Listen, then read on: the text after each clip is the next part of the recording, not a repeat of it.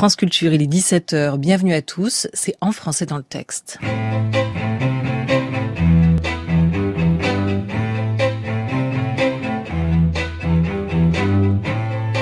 Bonjour et bienvenue à tous. Tous les samedis, je vous propose désormais d'écouter des classiques de la littérature, d'histoire ou de philosophie, des grands textes de notre patrimoine littéraire lus dans la voix de grands comédiens. Des œuvres au programme du baccalauréat, analysées avec le savant concours des professeurs de l'éducation nationale. Aujourd'hui, des sirènes et des hommes avec la Loreley, extrait du recueil Alcool de Guillaume Apollinaire.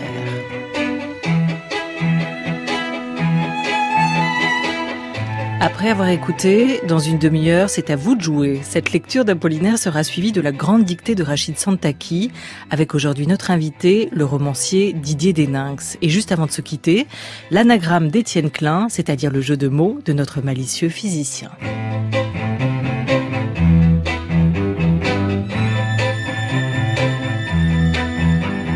France Culture, en français dans le texte, Olivia Gesbert.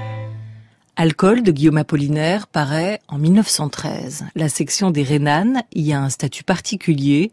Elle succède à un ensemble de 13 poèmes consacrés à des figures légendaires ou sacrées et bien souvent ensorceleuses, préludant ainsi aux voix qui résonneront au cœur des Rhénanes.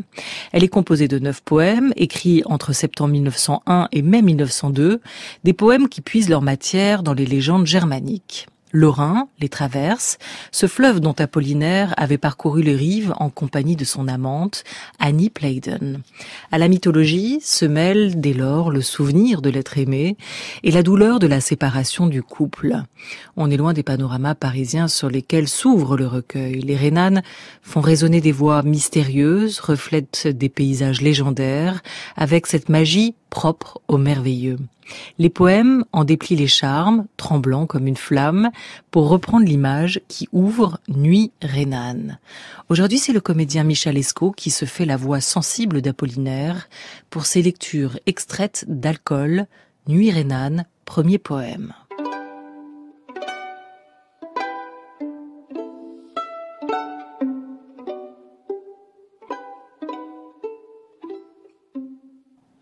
Mon verre est plein d'un vin trembleur comme une flamme. Écoutez la chanson lente d'un batelier qui raconte avoir vu, sous la lune, 7 femmes tordre leurs cheveux verts et longs jusqu'à leurs pieds. Debout, chantez plus haut en dansant une ronde, que je n'entende plus le chant du batelier, et mettez près de moi toutes les filles blondes au regard immobile, aux nattes repliées. Le Rhin est ivre où les vignes se mirent. Tout l'or des nuits tombe en tremblant s'y refléter. La voix chante toujours à en râle mourir, ces fées aux cheveux verts qui incantent l'été. Mon verre s'est brisé comme un éclat de rire.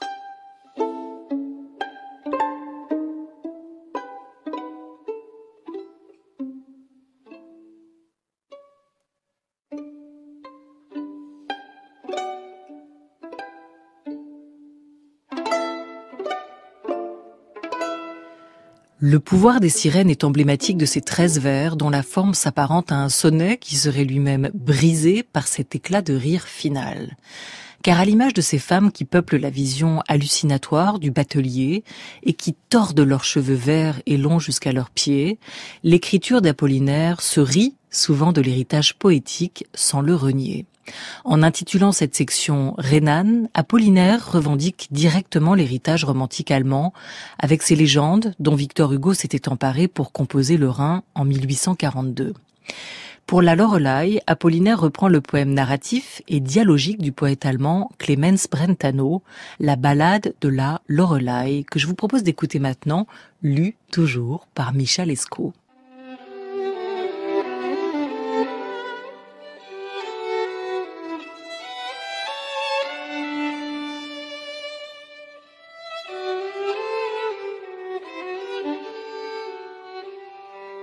À Bacharach, sur le Rhin, demeurait une ensorceleuse.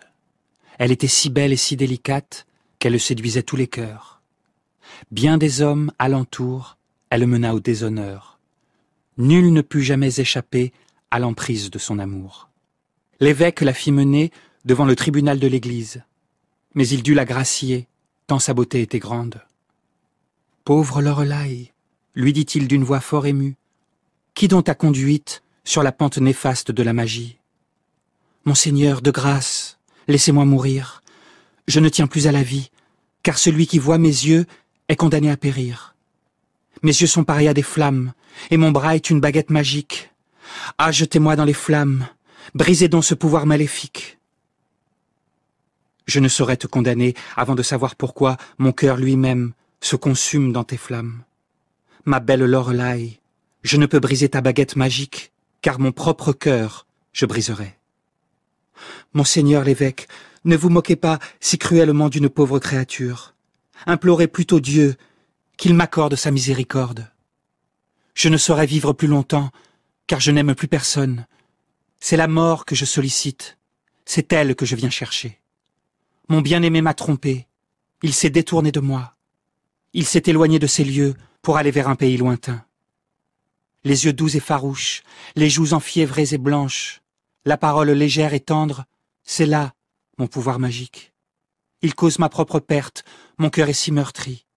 Je voudrais mourir de douleur lorsque je vois mon image. Aussi, laissez-moi retrouver le droit chemin. Acceptez que je meure en vraie chrétienne. Il faut que tout soit anéanti, puisqu'il n'est plus à mes côtés. Il fit appeler 3 chevaliers.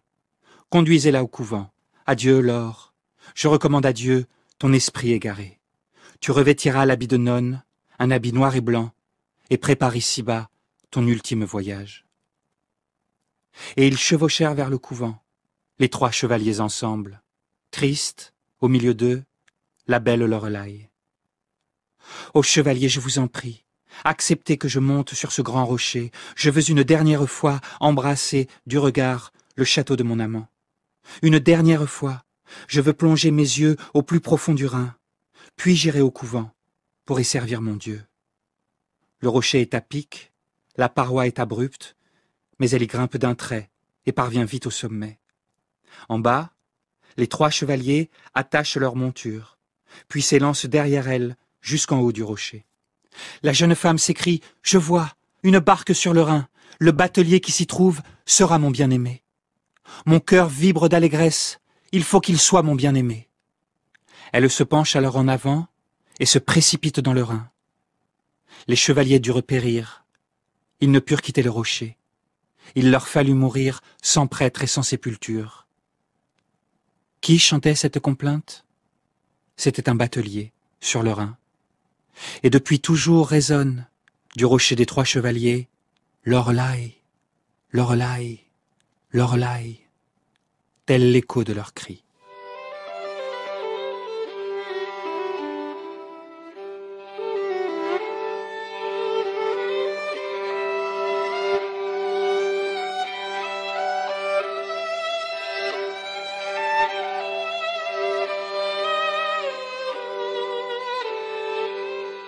Vous écoutez En français dans le texte.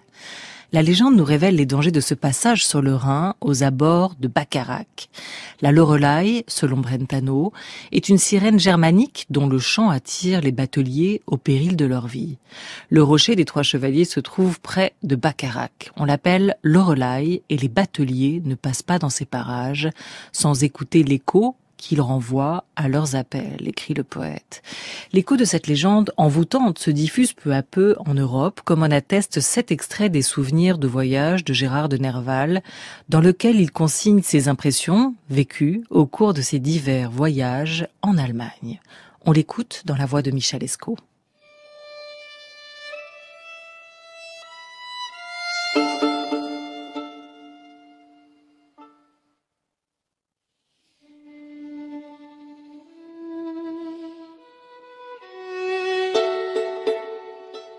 Vous la connaissez comme moi, mon ami, cette Loreley, ou Loreley, la fée du Rhin, dont les pieds rosés s'appuient sans glisser sur les rochers humides de Bacharach, près de Koblenz.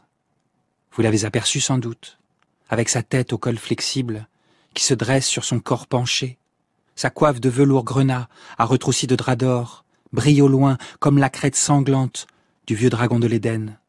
Sa longue chevelure blonde tombe à sa droite sur ses blanches épaules, comme un fleuve d'or qui s'épancherait dans les eaux verdâtres du fleuve. Son genou plié relève l'envers chamarré de sa robe de brocart et ne laisse apparaître que certains plis obscurs de l'étoffe verte qui se colle à ses flancs. Son bras gauche entoure négligemment la mandore des vieux Minnesänger de Thuringe, et entre ses beaux seins aimantés de rose étincelle le ruban pailleté qui retient faiblement les plis de lin de sa tunique. Son sourire est doué d'une grâce invincible, et sa bouche entr'ouverte laisse échapper les chants de l'antique sirène. Je l'avais aperçu déjà dans la nuit, sur cette rive où la vigne verdoie et jaunie tour à tour, relevée au loin par la sombre couleur des sapins et par la pierre rouge de ses châteaux et de ses forts, dont les balistes des Romains, les engins de guerre de Frédéric Barberousse et les canons de Louis XIV ont édenté les vieilles murailles.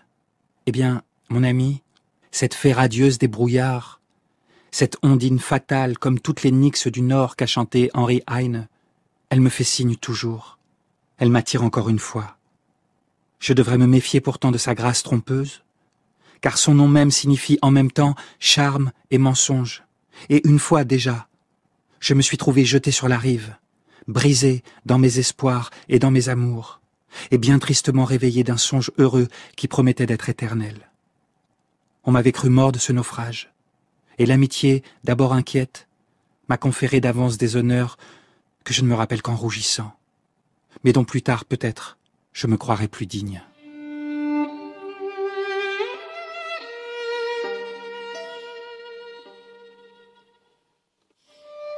L'évocation que Nerval fait de cette antique sirène dans cette lettre d'hommage amicale multiplie les caractérisations merveilleuses et parfois antithétiques. Fée du Rhin, fée radieuse des brouillards, ondine fatale et Nyx du Nord. Sous sa plume, cette figure légendaire tire son charme sublime et mortifère de sa dualité. Le portrait de la nymphe, et en particulier la riche description de ses atours, déploie un imaginaire médiéval que le mouvement romantique eut à cœur de réhabiliter au début du XIXe siècle.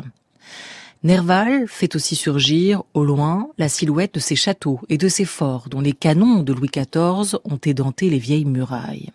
La séduction que suscite cette ondine est surtout l'occasion d'interroger la fascination qu'elle exerce, pouvant mener au bord de la folie, conduire à un naufrage mortel, aux allures d'un songe heureux qui promettait d'être éternel.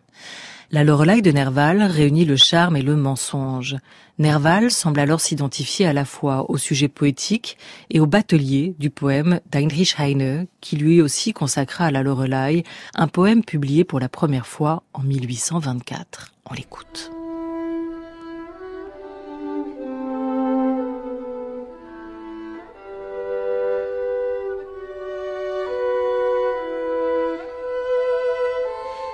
J'ignore d'où me vient, soudaine, cette tristesse qui m'envahit.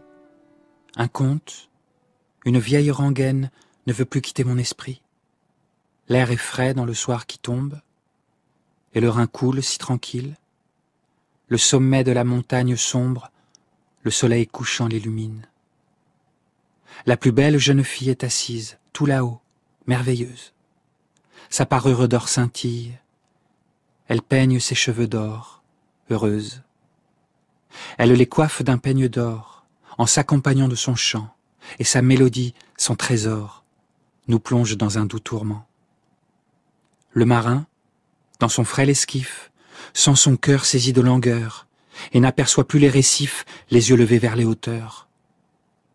Je crois bien qu'à la fin, les vagues engloutissent marin et barque, et le sort, cette grande lame, c'est le chant de la Loreley.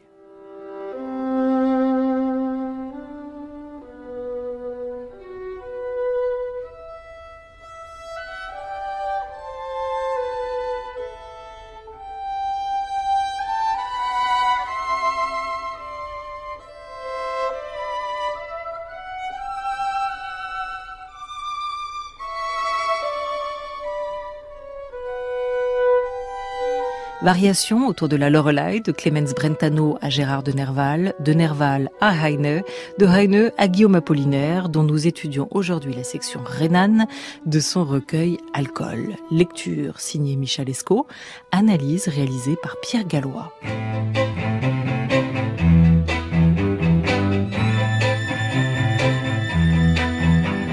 France Culture.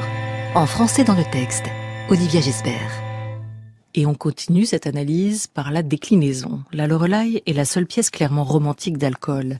Le poème s'affiche comme une réécriture de Clemens Brentano, texte source lui-même nourri des diverses légendes germaniques qui entourent la sirène du Rhin. Ainsi, Apollinaire s'inscrit-il dans un héritage esthétique à plusieurs strates, où se superposent récits mythologiques, imaginaire médiéval et poésie romantique. Entremêlant récits et discours, ce poème s'inscrit aux frontières du conte. Dans une lettre à Tristan Tzara, il déclare d'ailleurs « Les nouvelles, c'est-à-dire les contes, sont ma chose ». Il choisit pour se faire une forme rare, à la fois narrative et lyrique, en composant une suite de 19 distiches d'alexandrins, autrement dit, des strophes de 2 vers. Une forme qui n'est en effet pas sans rappeler l'élégie antique, logique, puisque la Loreley est aussi une figure de la douleur amoureuse. En reprenant le personnage de la Loreley, Apollinaire renouvelle la légende en inscrivant le personnage dans une lignée poétique, celle de ces folles filles d'eau qui, de l'Ondine d'Aloysius Bertrand à l'Ophélie de Rimbaud, chantent leur peine d'amour perdue. À toi, Michel Escaut.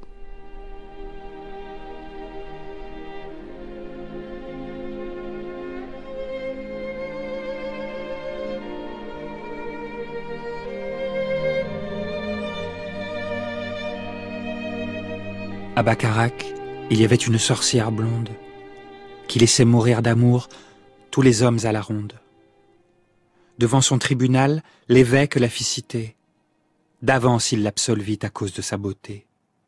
Ô belle Loreley, aux yeux pleins de pierreries, de quel magicien tiens-tu ta sorcellerie? Je suis lasse de vivre, et mes yeux sont maudits. Ceux qui m'ont regardé, évêque, en ont péri.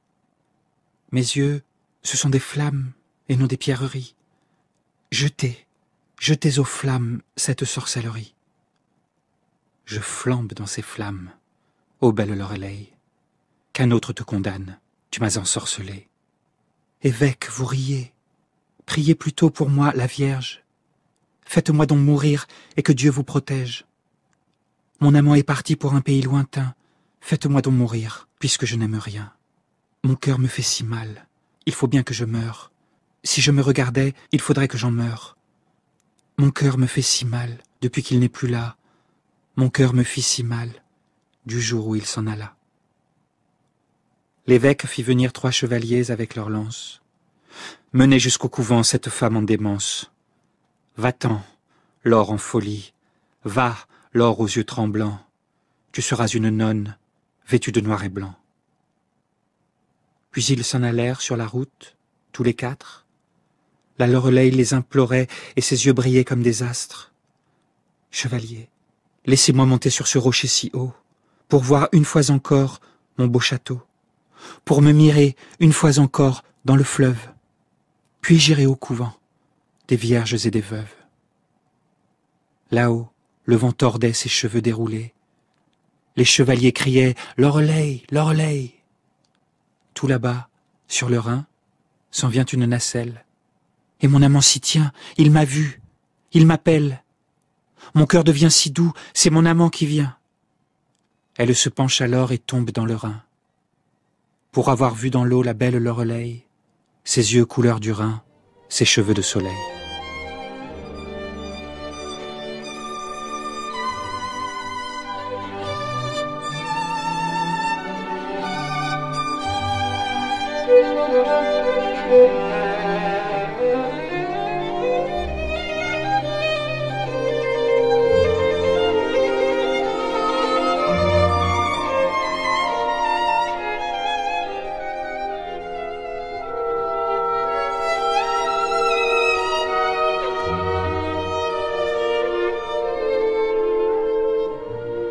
Et maintenant, l'analyse de ce poème d'Apollinaire avec son auteur, Pierre Gallois, professeur au lycée Le Corbusier d'Aubervilliers.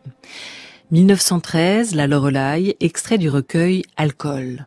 Après une brève exposition, la scène de confrontation oppose la femme et l'évêque. Au terme de cet échange, la décision d'envoyer la Loreley au couvent est prise. Son départ immédiat laisse entrevoir une possible rédemption jusqu'à ce que le dénouement tragique déjoue cette attente. Apollinaire ne se contente pas de traduire librement ou d'adapter le poème de Brentano. Il donne à entendre les échos d'une voix poétique diffractée qui devient plus troublante encore que le chant de la Loreley. Il interroge là l'essence même de ce charme envoûtant. C'est par une formule propre au conte de fées qu'où s'ouvre le poème. La tournure verbale impersonnelle « il y avait » ancre le récit dans un passé indéterminé et le toponyme cité à l'ouverture, à Bacharach, inscrit l'histoire dans un lieu de légende. Une femme oxymore, enfin, à la fois sorcière et donc maléfique, mais avec une blondeur qui renvoie à un idéal de pureté et de beauté célébré au Moyen-Âge. Mais de quelle faute originelle cette figure féminine est-elle donc coupable? Sa beauté. La Loreley laisse mourir d'amour tous les hommes à la ronde. Tentatrice à son insu, la Loreley seule dans un ordre patriarcal est vouée à la damnation par des hommes qui ne peuvent supporter de savoir le désir qu'elle leur inspire, lui-même condamné. Soumise au jugement de l'évêque, elle va être jugée pour la tentation qu'elle incarne. L'évêque intervient une première fois pour s'étonner de la beauté de la Loreley, une autre pour se déclarer victime de son sortilège, et une dernière pour proclamer sa folie et son exil. Elle paraissait promise à l'acquittement, pourtant, devant son tribunal, l'évêque la fit citer. D'avance, il l'absolvit à cause de sa beauté, écrit le poète. Elle sera finalement condamnée. C'est un simulacre de procès, où les questions que lui pose l'évêque s'érigent déjà en accusation, comme en témoigne l'interrogation directe « De quel magicien tiens-tu ta sorcellerie ?» Notez cependant l'absence de ponctuation caractéristique de l'écriture d'Apollinaire. L'effacement de toute démarcation, trop nette, entre la narration et le dialogue vient brouiller le système énonciatif. On attribue cette parole à l'évêque, comme dans le poème de Brentano, mais elle pourrait aussi bien être celle du poète. Cette strophe, ô belle Loreley, aux yeux pleins de pierreries, de quel magicien tiens-tu ta sorcellerie, serait alors une déclaration du jeu poétique interpellant la figure légendaire qu'il met en scène. Plusieurs voix, possiblement, vous l'entendez, se superposent. Attention aux yeux de la Loreley, le sortilège viendrait de là, l'importance accordée au regard fait ainsi songer à la figure antique de Méduse. Cette sorcellerie brille en effet jusque dans ses pupilles qui deviennent des pierreries où dansent sans doute les flammes infernales. Mes yeux sont maudits, ceux qui m'ont regardé évêque ont péri, dit la Loreley. Cet aveu rappelle la Gorgone, non? Cette créature dont le regard peut pétrifier celui qui la regarde. Elle le sait, elle l'avoue. Mes yeux, ce sont des flammes et non des pierreries. Prépare la supplication mortuaire contenue dans la répétition du verbe à l'impératif. Jetez, jetez aux flammes cette sorcellerie. Seul le feu peut dévorer le feu. La réponse de l'évêque, « Je flambe dans ces flammes, ô belle Loreley », est théâtralisée par l'enchaînement sur le mot « flamme », auquel il donne un double sens puisqu'il sait que le feu métaphorique du désir le voue à l'enfer. Dans la suite de l'échange avec l'évêque, la sorcière blonde semble se muer en figure élégiaque en quête d'une rédemption chrétienne. L'évêque, ensorcelé, passe du péché à la blessure amoureuse, impossible à penser. La mort de la Loreley semblait être la seule issue possible. Une autre voix apparaît. Évêque, vous riez, priez pour moi la Vierge. Le rire, associé dans le christianisme médiéval à la figure du diable, s'oppose par la césure au verbe prier, mis en relief par une majuscule. Par sa confession, la Loreley le réinstalle dans son statut d'homme d'église, seul capable de lui offrir la rédemption et de lui éviter la damnation du suicide. Sa volonté, à elle, de vivre, résidait dans sa passion pour son amant. « Faites-moi donc mourir, puisque je n'aime rien », demande-t-elle. L'anaphore du groupe nominal « mon cœur » et l'alternance entre le présent « me fait si mal » et le passé simple « me fit si mal » dit l'actualité encore douloureuse de la blessure amoureuse. La Loreley, comme l'écrivait déjà Gérard de Nerval, est une figure duel, victime et bourreau. Elle meurt d'amour et fait mourir ceux qui l'aiment. En réponse à sa demande de prier pour elle, l'évêque prend la décision de l'envoyer au couvent. En l'éloignant, il espère la préserver et surtout se préserver de sa folie contagieuse.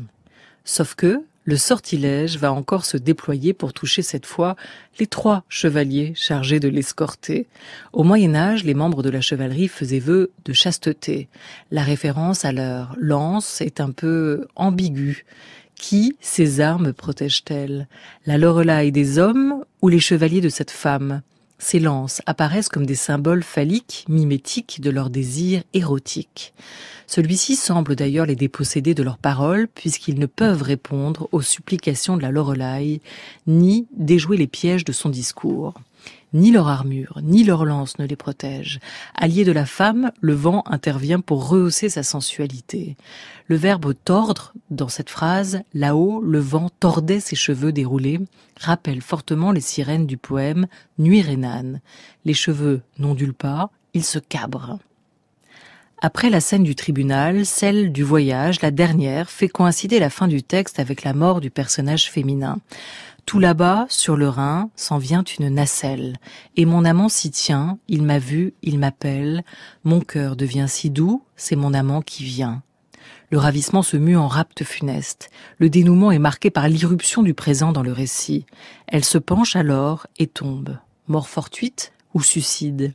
Les deux lectures sont possibles. Seule certitude, la Loreley entretient une étrange parenté avec le Rhin. Il ne subsiste d'elle qu'une couleur, celle du fleuve, et la lumière solaire de ses cheveux blonds portés, solaire surtout du dernier vers, qui permet de marier la femme au fleuve. Le poème s'achève sur cette double chute, celle de la Loreley qui tombe du rocher, et celle de la narration qui ouvre l'interprétation. Une fin qui demeure ambiguë à l'image du personnage qui vient là de trouver la mort.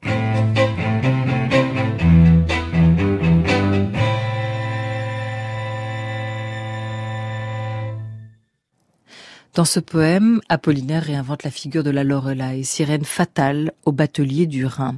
La femme dangereuse qui jette les marins contre les écueils des falaises n'apparaît pas tant comme une figure maléfique que comme une amoureuse en quête de rédemption.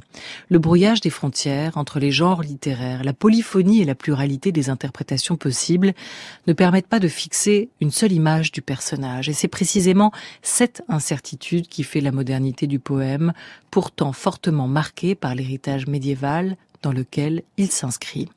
Le dernier vers rappelle à la fois la mort d'Ophélie sous les saules et le mythe de Narcisse qui disparaît dans l'eau pour s'y être trop miré avant d'être changé en fleur. Les figures qu'Apollinaire ressuscite ou invente dans Alcool sont l'emblème singulier de la modernité qui l'inaugure dans le jeu des métamorphoses. On se quitte avec une dernière lecture de Michel Escaut, celle d'un poème tiré des Rhénanes. Dans ce poème, intitulé « Mai », l'évocation de la rupture amoureuse avec Annie Pleiden fait surgir d'autres souvenirs.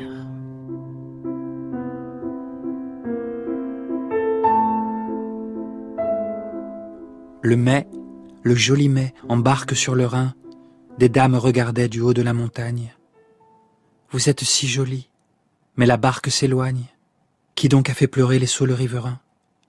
Hors des vergers fleuris se figeaient en arrière. Les pétales tombés des cerisiers de mai sont les ongles de celle que j'ai tant aimée. Les pétales flétris sont comme ses paupières. Sur le chemin du bord du fleuve, lentement, un ours, un singe, un chien, menés par des tziganes, suivaient une roulotte traînée par un âne, tandis que s'éloignait dans les vignes rhénanes, sur un fifre lointain, un air de régiment. Le mai, le joli mai apparaît les ruines, de lierres, de vignes vierges et de rosiers. Le vent du Rhin secoue sur le bord les osiers, et les roseaux jaseurs, et les fleurs nues des vignes.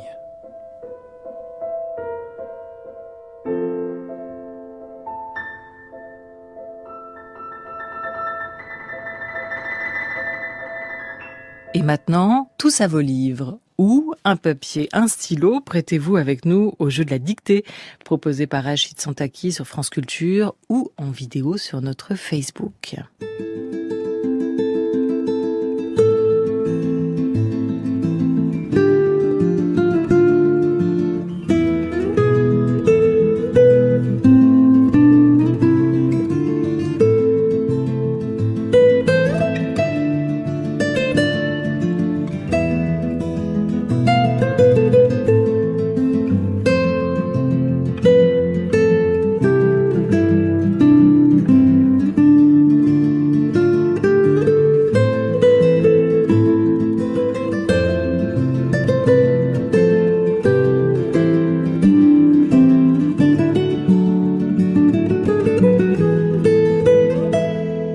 extrait de La route de la liberté d'Éric Neveu, une musique originale pour le film Polly de Nicolas Vanier, avec notamment François Cluzet et Julie Gaillet, à voir en ce moment au cinéma.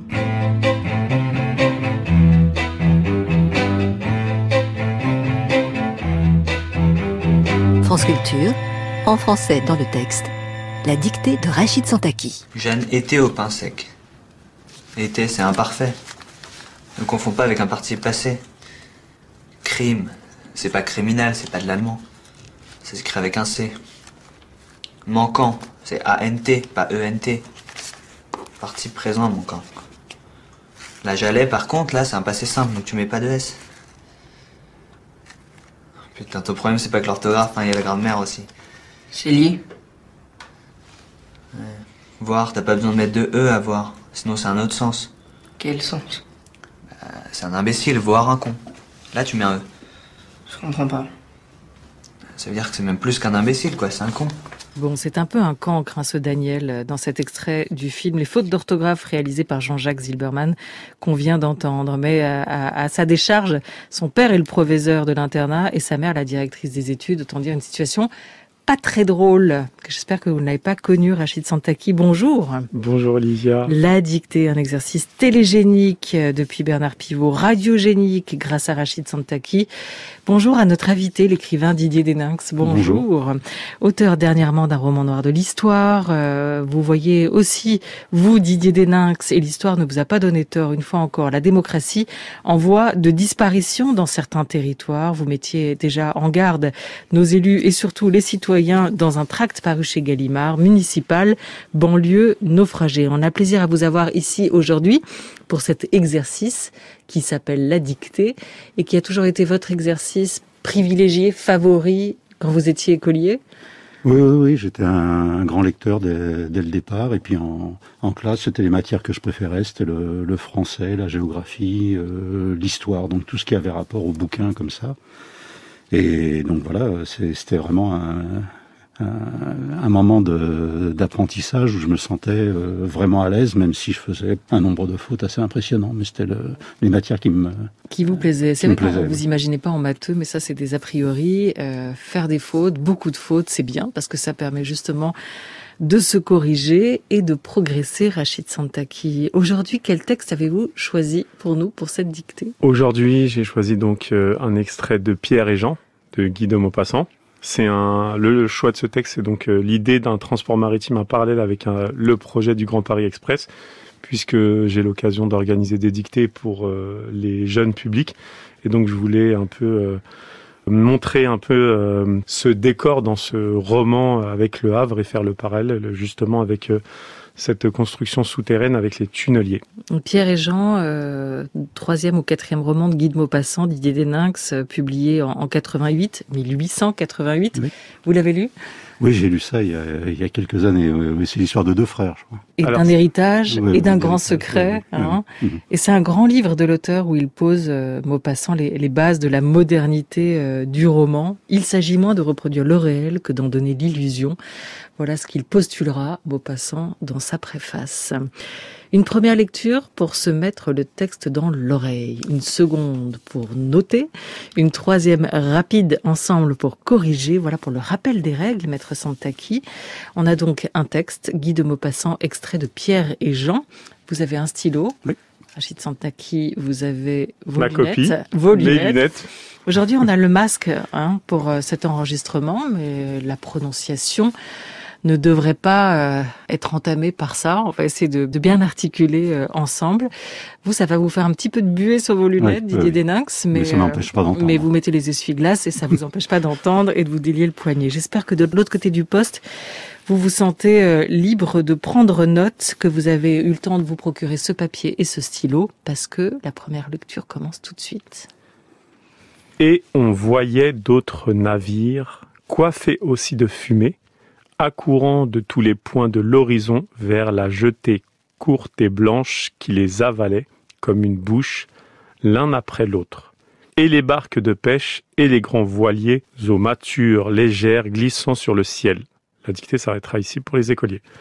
Traînés par d'imperceptibles remorqueurs, arrivaient tous, vite ou lentement, vers cet ogre dévorant qui, de temps en temps, semblait repu et rejetait vers la pleine mer une autre flotte de paquebots, de briques, de goélettes, de 3 mâts chargés de ramures emmêlées. Les steamers hâtifs s'enfuyaient à droite, à gauche, sur le ventre plat de l'océan, tandis que les bâtiments à voile, abandonnés par les mouches qui les avaient halés, demeuraient immobiles. Est-ce que vous êtes prêt, Didier Denis? Oui, bien sûr. Allez, c'est parti. Et on voyait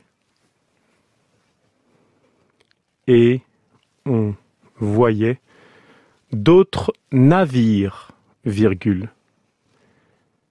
Et on voyait d'autres navires, virgule, coiffés aussi de fumée, virgule.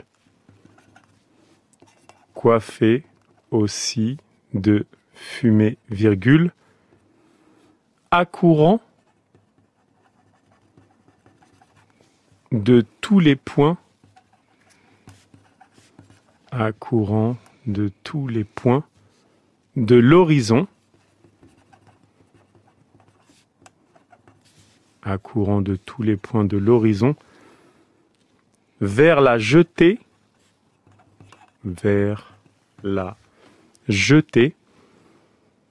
courte et blanche,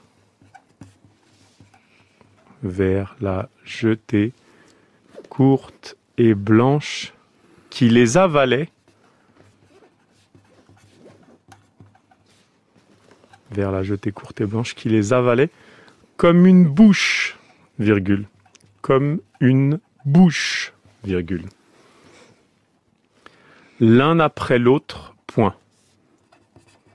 Je répète pour les plus jeunes, vers la jetée courte et blanche, qui les avalait comme une bouche, virgule, l'un après l'autre, point. Et les barques de pêche, et les barques de pêche, et les grands voiliers, et les grands voiliers, eaux matures légères, et les grands voiliers, eaux matures légères, glissant sur le ciel, virgule. Et les grands voiliers aux matures légères glissant sur le ciel, virgule. La dictée s'arrêtera ici pour les écoliers. Traînés par d'imperceptibles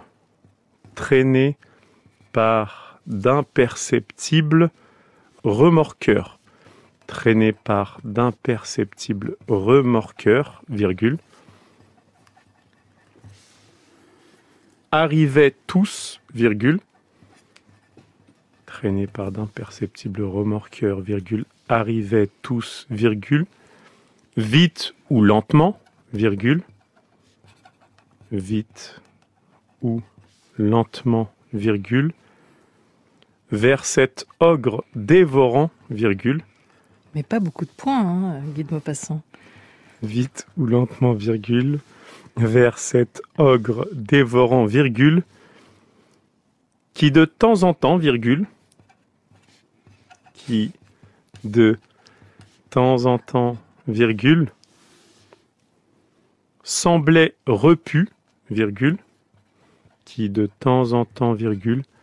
Semblait repu, virgule. Ça va se corser un petit peu.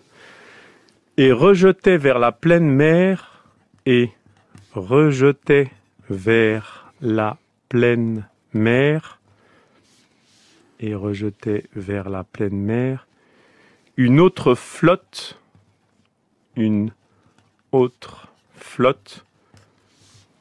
rejetait vers la pleine mer une autre flotte de paquebots, virgule,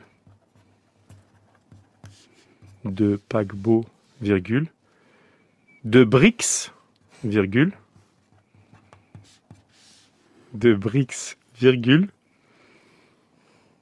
de goélettes, virgule, donc je répète, de paquebots, virgule, de briques, virgule, de goélettes, virgule, de 3 mâts,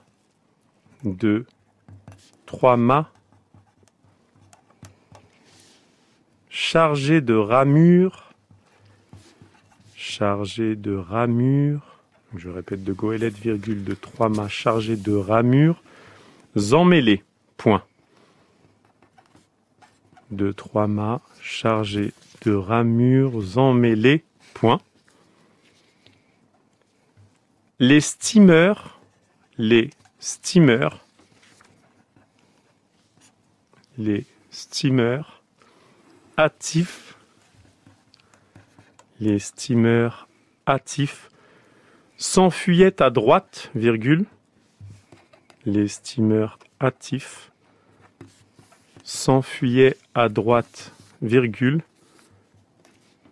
À gauche, virgule. Sur le ventre plat de l'océan, virgule. À droite, virgule, à gauche, virgule, sur le ventre plat de l'océan, virgule, tandis que les bâtiments à voile, virgule, tandis que les bâtiments à voile, virgule,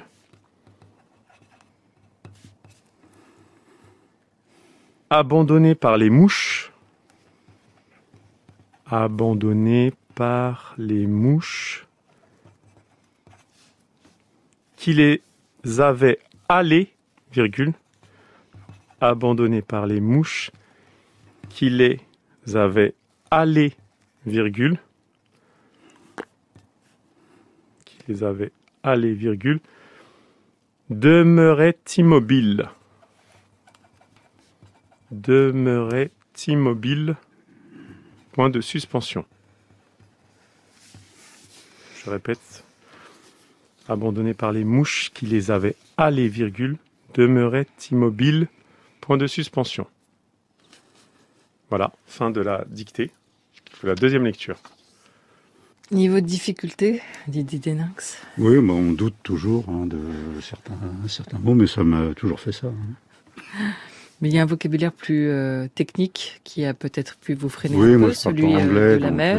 comment les steamers, je ne sais jamais si c'est le A avant le E ou le contraire. Je ne le saurais jamais. Bon, mais les goélettes, ça va. Oui. D'accord.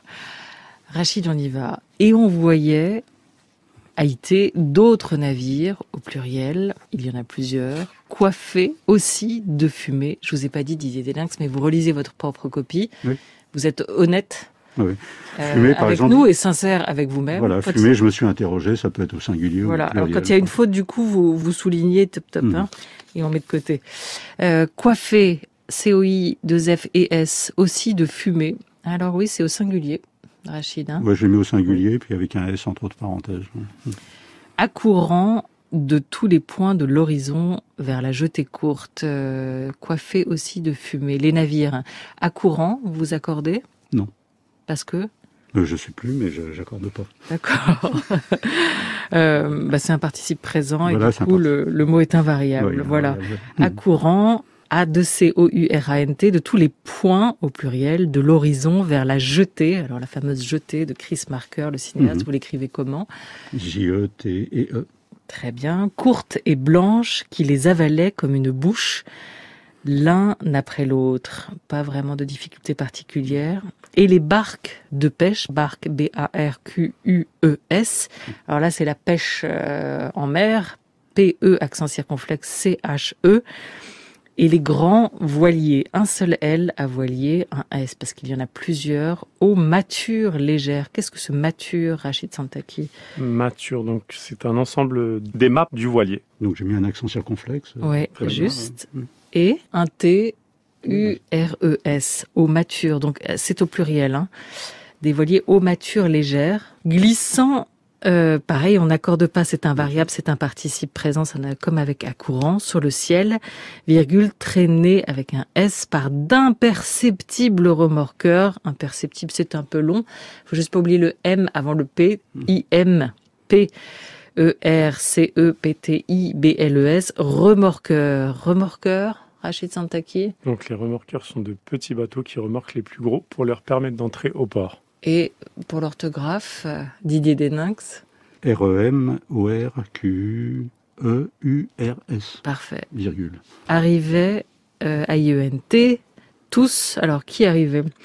Et les barques de pêche et grands voiles glissant sur le ciel, traînées par un arrivaient. Donc les barques, au pluriel, tous TOUS, vite ou lentement vers cet ogre sans H, dévorant, ANT, qui de temps en temps semblait repu. Repu, c'est tout simple, R-E-P-U, mais c'est vrai qu'on l'écrit pas forcément souvent. Il n'y avait pas de difficulté, pas de piège en tout cas. Et rejetait vers la pleine mer une autre flotte d'ETE, de paquebots, P-A-Q-U-E-B-O-T-S, de BRICS, comme vous le prononcez, Rachid Santaki. Oui, donc les brigs, ce sont des voiliers. Et le mot brick est dérivé du terme anglais brig, lui-même une abréviation de brigantine, traduction en anglais du type de navire appelé brigantin en français. Alors, de goélette. Alors, brig, B-R-I-C-K-S. De goélette, G-O-E-L-E, de T-E-S. Ah d'accord, j'ai pas mis de accent aigu. Et c'est une autre sorte de voilier. Le terme francophone n'a paru que tardivement en France, vers 1740, sous le terme goélette. Les trois mâts. Les trois mâts. Donc, un trois-mâts est un terme générique pour désigner un navire à voile comportant trois mâts verticaux, mât de misaine avant, grand mât et mât d'armitimon. Et ça s'écrit? Donc, 3, tiret, Comme le et chiffre. mât, comme tout à l'heure, avec l'accent circonflexe et un S à mât, puisque Voilà. nous avons plusieurs mâts. T-R-O-I-S-M-A, accent circonflexe, T-S. Chargé de ramures, avec un seul M, ramures, emmêlé, en revanche, avec deux M, et E-E-S à la fin. Les ramures étant féminin. Les steamers, qu'est-ce que c'est? Alors ça, c'est peut-être le dernier type de bateau-navire que l'on rencontre sur cette route maritime de Maupassant. Alors, le steamer est un bateau à vapeur, et steamer, donc c'est un dérivé de steam, qui veut dire vapeur. Et donc, ça désigne ce bateau propulsé par la vapeur. D'accord. S-T-E-A-M-E-R-S. Les steamers hâtifs, H-A, accent circonflexe, T-I-F-S, s'enfuyaient, A-U-N-T, c'est au pluriel, à droite, à gauche, sur le ventre plat de l'océan, tandis que les bâtiments à voile, pas de difficulté ici pour vous, Didier Deninx, abandonnés avec un S par les mouches qui les avaient allés. Aller, donc, synonyme de tirer, donc c'est remorquer un bateau en le tirant depuis le rivage. Et donc, c'est pas les mouches qui volent? Non, les mouches, ce sont de petits remorqueurs. D'accord. Voilà. Demeurait, mais ça s'écrit comme une mouche, l'insecte, demeurait, A-I-E-N-T, immobile, deux M, un S et point final. Ouf, non? Non, ça va. Combien de fautes a priori, Didier Deninx? Goélette, j'ai oublié l'accent. C'est tout? Oui. Ce texte, il vous parle, Didier Deninx? Oui, comment moi j'écris beaucoup de nouvelles et comment dans la nouvelle, il y a quelqu'un qui a installé ça comme un genre littéraire en France, c'est véritablement Maupassant. Et puis ça, moi c'est des endroits que je connais, j'ai beaucoup fréquenté les canaux, les mariniers, j'ai écrit sur ce monde, quoi. Donc les remorqueurs ou ceux qui poussent, on les appelle les toueurs, et ainsi de suite. Donc tout ce vocabulaire de l'eau comme ça, des canaux et puis de la Seine. Je me suis fait des semaines entières à marcher le long de la Seine, vers l'île Saint-Denis, un petit peu partout, dans tous ces coins-là. J'ai des souvenirs de balades avec François Maspero, comme ça, où au bord de la Seine, il y avait encore des chantiers navals à l'île Saint-Denis, Van Praet et ainsi de suite. Et puis il y avait même une famille de scaphandriers qui avaient halé une péniche dans la terre. Ils avaient creusé une tranchée et toute la famille habitait dans la péniche. Et là, il y avait le scaphandrier, mais le scaphandrier à la Jules Verne du grand-père qui était là. Et je les ai accompagnés sur des chantiers à regarder ce qu'ils étaient en train de faire pour remonter des choses qui traînaient dans le lit du fleuve. Donc voilà, j'ai assisté à l'île Saint-Denis, donc juste à la sortie de Paris comme ça, au lancement d'un bateau de 250 places qui était destiné à Saint-Pierre-et-Miquelon et qui est reparti après par Le Havre et ainsi de suite. Donc ça me parle beaucoup, ça. Rachid Santaki. Justement, c'est intéressant ce que vous racontez, car le parallèle, là vous parliez de, du coup, tout se faisait sur l'eau, et là l'idée c'était ce parallèle avec le Grand Paris Express, qui se fait sous terre en fait. Donc je trouve ça intéressant le choix du texte d'avoir pensé il y a ça, et à puis ça. maintenant le Grand Paris, ça va jusqu'au Havre, c'est-à-dire que d'un seul coup, la voie de la Seine comme ça est un ensemble. On en parle aujourd'hui comme ça, et donc Maupassant, ça relie ces deux points-là, quoi. Parmi les grands classiques, quelles sont vos figures littéraires un peu tutélaires? Oh, il y en a énormément. Jack London, c'est pour moi quelqu'un qui est toujours présent dans l'acte d'écriture, c'est-à-dire la manière de se confronter au réel pour se donner le droit d'écrire. Donc de faire ce détour toujours parce qu'il se joue entre les paysages et les gens. Donc il y a ça. En poésie, je peux pas passer une semaine sans retourner vers Francis Ponge, c'est quelqu'un, ou vers Desnos. Il y a tous ces auteurs. On parlait d'ogres là, tous les ogres du 19e. On n'écrit pas si on n'a pas lu Balzac, si on n'a pas lu le plus grand roman, ça reste pour moi le Comte de Monte Cristo. Dumas, c'est quelqu'un d'essentiel aussi pour l'appétit de l'écriture, l'appétit des mots, quoi. Mais le terme d'ogre, il est intéressant pour tous ces auteurs, Roger Martin Dugard et tous ceux qui ont essayé de produire une œuvre démesurée, quoi. La semaine prochaine, si ma mémoire est bonne, on recevra un éditeur que vous connaissez puisque c'est lui qui vous publie dans le genre ou la catégorie poésie. C'est Bruno Doucet qui fête ses 10 ans, en tout cas ceux de sa maison d'édition, de cette aventure éditoriale qu'il partage avec d'autres. Il est notamment aussi l'éditeur de Margaret Atwood, côté poésie, si on va vers la littérature étrangère. Et il nous parlera de ce genre assez particulier aussi aujourd'hui en France et de la manière dont ça s'écrit, la poésie. Beaucoup d'auteurs qui vous ont marqué, le plaisir, parce qu'il y a le droit d'écrire, mais il y a le plaisir d'écrire. Oui, le plaisir, vous l'avez, qui vous l'a transmis? C'était à l'école ou c'est venu plus tard? Oui, à l'école, il y a un prof, il y a toujours des profs. Pour les dictées comme ça, j'avais un prof qui s'appelait Michel Lejeune, son frère était ministre du général de Gaulle. Et il nous poursuivait dans la classe avec une règle de 1,50 m pour nous faire bien entrer l'orthographe dans la tête. J'ai l'impression que c'est assez efficace comme méthode, même si c'est plus tellement usité. Donc il y a eu ça. Mais sur le plaisir d'écrire, il y a eu un autre prof qui s'appelait Monsieur Abadi et qui avait repéré qu'on était 2-3 un petit peu hors norme comme ça. Il nous avait confié l'écriture d'un journal, un journal qu'on publiait tous les trimestres. On faisait la réunion, ce qui est impossible aujourd'hui, chez lui où sa femme nous préparait du chocolat chaud et des biscuits. Et donc ça, il y a des profs comme ça qui ont fait qu'il y a des horizons qui se sont dégagés.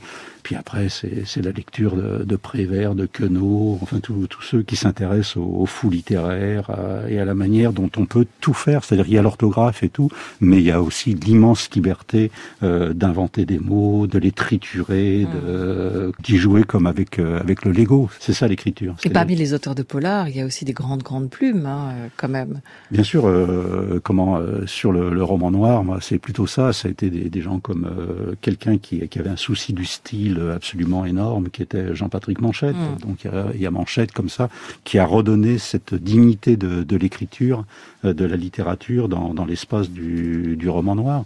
Jean Vautrin qui était aussi un mécanicien du style comme ça et qui avait ce pari fou de mêler la fantaisie de Queneau et puis la déglingue de Céline. Donc il y a tous ces auteurs-là, puis Jean Amila pour le côté un petit peu Jack London de banlieue, quoi. Le noir, c'est votre bagage commun, Rachid Santaki, Didier Desdinx, avec une filiation parmi les auteurs aussi qui vous ont marqué, vous. Exactement. Ouais. Et je pensais à une anecdote que vous m'aviez racontée, Didier, concernant on parlait de la force des mots, c'est la fameuse lettre de Jean-Pierre Timbaud. Ben oui, c'est ça. L'orthographe terrifie énormément de gens. Jean-Pierre Timbaud, il y a des rues, il y a un lycée professionnel à Aubervilliers, Jean-Pierre Timbaud.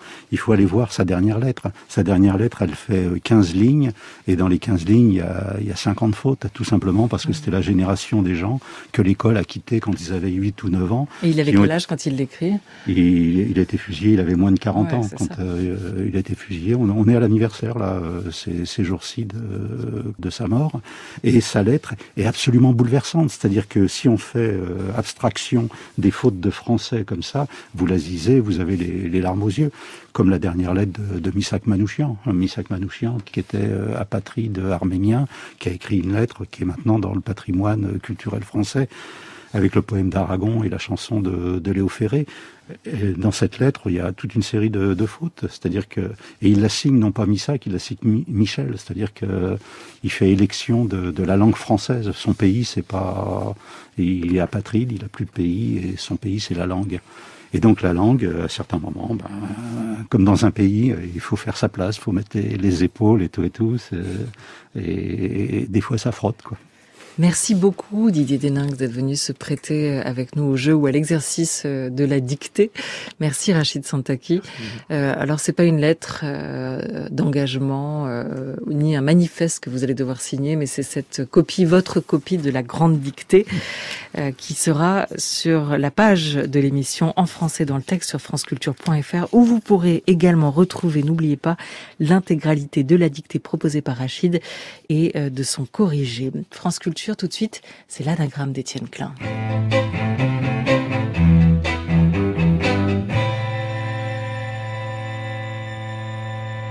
Étienne Klein, bonjour. Bonjour Olivia. Et aujourd'hui, vous avez choisi de nous parler d'un Lionel et d'un Louis. Oui, Lionel Torret et Louis Lachenal qui ont constitué une cordée mythique dans les années 40. Car au début de la Deuxième Guerre mondiale, Louis Lachenal et Lionel Torret, deux jeunes alpinistes, forment une jeune cordée qui ne tardera pas à rentrer dans la légende. Ces deux panthères des rochers déploient une sorte de chorégraphie qui intrigue majestueusement leurs adresses respectives au-dessus du vide. Ils gravissent l'Aiguille Verte, la face est du Moine et bien d'autres sommets du massif du Mont-Blanc. Le 9 août 1946, ils s'élancent à l'assaut d'un monstre, l'éperon nord de la pointe Walker des Grandes Jorasses. Plus de 1000 mètres de dalles, de surplomb, de dièdres, d'obstacles. Une sorte de donjon englacé, aujourd'hui strié par les ongles des alpinistes, mais qui à l'époque était quasiment vierge. Les difficultés qu'ils rencontrent sont énormes, mais ils réussissent à atteindre le sommet et à redescendre dans la vallée. Ce succès soude la cordée qui accomplira d'autres exploits jusqu'en 1949, notamment en 1947, la deuxième ascension, 9 ans après la première, de la face nord de l'Eiger. Lachenal dira alors, une fois redescendu, « La corde qui nous reliait depuis 50 heures est enlevée. Les nœuds ne veulent pas se laisser défaire. Notre cordée est trop solide. » Ces deux gars-là étaient à l'évidence faits pour grimper ensemble, en cordée, et non pas seuls. C'était d'ailleurs écrit dans leur prénom, Louis et Lionel, a pour anagramme le solo inutile. Que c'est beau. C'est un éloge du tandem ou du duo. Merci beaucoup à vous, Étienne Klein, d'être venu en former un tandem avec moi aujourd'hui pour ce En français dans le texte. Votre chronique est à réécouter sur franceculture.fr.